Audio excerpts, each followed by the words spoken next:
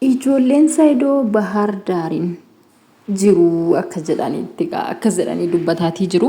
Egaa jarri kun lamaan shaanxaa isaanii qopheeffatanii bahar daar deemuudhaaf jechaa jiru jechuudha. Sumayyaan hiriyoota isii yookiin immoo nama isiidhaaf midhaan geessuu dhaqetti waa'ee ijoollee ishii dubbattee hiccitiidhaan nutti himanii kanaafuu ijoollee kana fayyaa ta'uu isaanii akkasuma immoo akkamitti akka isaan jiran dhaqnee laallee akka ishiis ittiin faradamne fardiin gaafa itti faradamu mana hidhaatii hin baatu achumatti hafti waan ta'eef osoo ishii ittiin faradamin dhaqnee raawwannee waan kana mirkaneessine bifa viidiyootiin irree ta'u haala kamiiniyyuu finnee saayidootti argisiisuu qabna ijoollee kana akka ijaan argine jedhanii jarri lamaan kun ka'aniitii jiru. Gurbaan inni immoo shummas Sumayyaa animaa fan hin deemne burraa karraayyuu jechaatii jira. Inni immoo mallee kanaan booda sittuma fufee wajjin jiraachuu fedha ta'e naaf hin galle garuu ittuma fufee wajjin jiraachuu fedha natti fakkaata gaafa ni ilaalu. Naa bakka anaan nagalchi mana ishee baasitti anaan nagalchi baala ulataa eekooti. Ulataa kiyyaa baala ulataa kiyyaa jedhee akka wayii godhata. So kun hundinuu ta'ee saayidoon ammas amma kana garuu fudhatama hin godhannee fi erga jettanii rakkina qabu hin argitu yoo ta'an ani ishiin akka mana hidhaa galtee teessu oma dhimma isiillee hin qabu ani kanan ani barbaadu ijoollee kan kuu qofadha dhimmi nafaana jiraattee jiraachuu baattee isii rakkina hin qabu garuu anaan wanti na barbaachisu maalinni ilmoo koo kan koo qofa ijaan arguudha malee dirqama ishiidhaan nafaana jiraadhu jechaanitii hin jiru feetu nafaana jiraatti feetu hin dhiisti akka barbaadetti jiraatti. So garuu ani kanan ani jechaatii jiru ijoollee kan koo arguun barbaada ijoollee kan koo natti argisiistu ijoolleen firiidamiidhaan seerris immoo gaafa gara seelatti irree dhiyaatu ijoolleetti argisiisi jennaan diddee ijoollee fidi jennaan inni diddee achirratti dhaddacha irratti sin diddee so garuu ammaa fi malee kan isin diddu booda murtiin isiitti murtaa'e taanaan dirqama isii fiddii garuu abbaa fi haati daa'imti yaa hiramtu hin jedhanii qabeenya hiradhaa malee daa'ima hiradhaa hin jedhanii otuma jedhaniilis illee immoo daa'ima lama qabna waan taaneef tokko furachuu dandeenya malee walirraan dhiyeessuun hin danda'amu jechaatee jechuudha kan inni jechaatee jiru.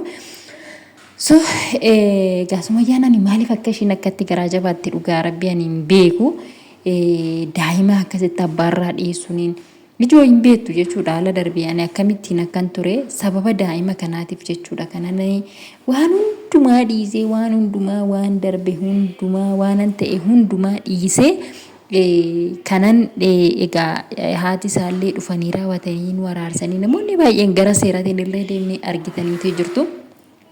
Garuu seerri ishee iddoo ishiin itti hidhamteetii jirtu kun seera biraati ta'e naaf hin galle garuu isaan kan keenya jechuudha haala kamii keessattuu jedhani gaafa sana yerooni anamma waa'ee seeraa yeroo baay'ee kanan dubbadhuu fi waanan argeefanii beektu waa'icha seericha akkam akka nama godhu waanan beekuu fi waanan argeefini jechuudha. Amma gaafa gara seeratti dhaqan warri baalatedaarii yookiin immoo daa'ima walirraa qabanii daa'ima walirraa dheessaa hin jedhu jaarsi jechuudha seerri kamiyyuu. Seerri kamiyyuu jira seera irratti waan daa'imaati irratti daa'imti waggaa 18 gadi haadha biratti guddachuu qabdi jedhu sirumayyuu jechuudha. Daa'imti waggaa 18 gadi waggaa 18 olii immoo ofiifuuf dandeessee jirti filannoo isiitiin jiraachuu qabdi jedha. Seerri kamiyyuu jira bakka seeratti gaafa deemanii waa'ee daa'imaati irratti walitti dubbatan. Ofii isaaniitii waggaa 18 olii seerriyyuu hin ajajaaf bakka barbaadanitti akka isaan jiraatan waggaa 18 gadi garuu yoo danda'ame haadha fi abbaa wajjin jiraachuu hin danda'amne yoo ta'e immoo keessattuu shamarran yoo ta'e haadha faana akka jiraattu eeyyama garuu immoo abbaarraa dhoorkamuun hin danda'amu jechuudha. Bifa kam keessattuu abbaarraa dhoorkamuun hin danda'amu. Miknaatum jarri lachuu tokkuma qaba. Jarri lachuu tokkuma waan ta'eef jechuudha. So ani akkamittiin ishiin neci seera sana dura dhaabattee diduu akkamitti akka ishiin dandeesse hin argisiisu hin fidu jettee diduu akkamitti akka ishiin dandeesse naan galle. Gin akkuma mooyyuu isaan asin jiranii gondoriin jiru maal jetteetiin dubbattee jaraanis akkas jetteen hoo ta'e ta'uu danda'a. Tarii waan akkasii ta'uu danda'a malee amma fiduu hin danda'u biyya akkanaa jiru fagoo jiru jechuu dandeessi jechuudha. Akkas jettee yoo ta'e malee daa'ima kana isatti hin argisiisu jettee seera fuuldura dhaabattee jechuu hin dandeessu ilmoo isaati waan ta'eef jechuudha. Garuu immoo ilmoo isaa miti kan isaa miti kanaafuu isatti hin argisiisu dhimma isatti argisiisuuf hin qabu yoo jette hin dandeessi waan akkasii jechuudha. Gin ilmoodhuma isaa ta'e immoo isatti hin argisiisu jettee diddee yoo ta'e immoo waan hin fakkaanne jechuudha waan hin taanedha waan jedhamullee hin qabnedha. So kanaaf iyyuu egaa akkamittiin akka ishiin dhaddacha irratti seera san dhiyaattee abbaa langaa irratti dhiyaattee akkasittiin dubbatte akkamitti akka ishiin dubbatte ishiitu beeka. Haa ta'u malee daa'imti kun bifa kam keessatti iyyuu bakka kamiyyuu haa jiraatanii seerri gaafa itti cimee jedhutti dhufuun isaanii hin hafu jechuudha. Dhufuun isaanii hin hafu ammaaf isa dhiphisee innis akka itti murteessu dhabee garaas laafuu dadhabee garaas jabaachuu dadhabee jidduu kanatti rarraafame malee osoo waan dubbiin itti cimtee murteen itti murtaa'ee maal jedheetitti daa'imti dhufuun ishiin hafu. Akkamitti dhuftee daa'ima kanarraa waggaa amma kanaa osoo ijaan hin argin osoo ilmoo isii hin argin taa'uu hin dandeessu jechuudha ishiinis. Miknaatum jaalala isaanii waan qabduufidha kana hundumaa narraa fudhataa yoo arge narraa fudhataa na dhorkataa kana jetteeti miti isheen kan isaan dhoksuu dhaqxe. So amma immoo gaamma kana daa'ima kana obsitee hin teessu jechuudha. Daa'imtis obsanii hin taa'anii haadha keenya jedhu hin boo'u. Abbaa akkuma immoo namichichi sammuun darbe jechaa ture iyyuu duras abbaa keenya jedhanii na gaafataa turan jette miire amma immoo gaafa ishiinis irratti dabalamtu ijoolleen kun ammam garaan isaanii haa babbadu ammam garaan isaanii haa bobu ammam keessi isaanii haa rabbashamu innaa baay'ee jeeqamu.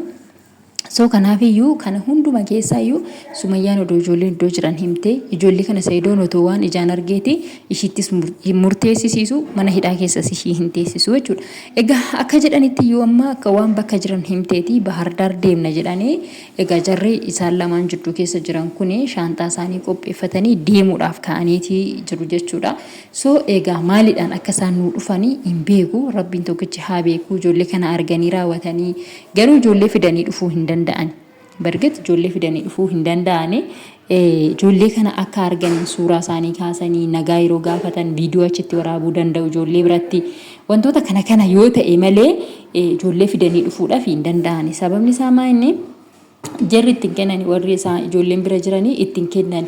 Miknaatum ishiin biran jirtu waan ta'eef odoo immoo ishiin yookiin immoo iyyuu kennaattee bilbila bilbiltee waan tokko irratti walitti dubbataniiti kennuu danda'u jira. So akkasii kabajamtoota hordoftoota koo gaa dubbichi baay'ee jabaatadha waaqayyo isaanii kaa laaffisu maleedha.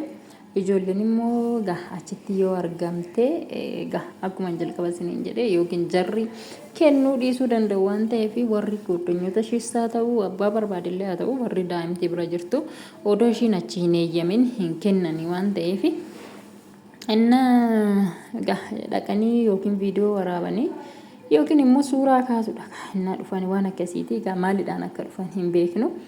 Egaa waan gaarii rabbi nu haa dhageessisu waan gaarii qabatanii haa dhufanii Sa'idoos immoo rabbi isaa gammachiisu Sumayyaas immoo gara jabina kana rabbi ishee irraa haa kaasu isheellee nagaadhaan ishee haa baasu achi.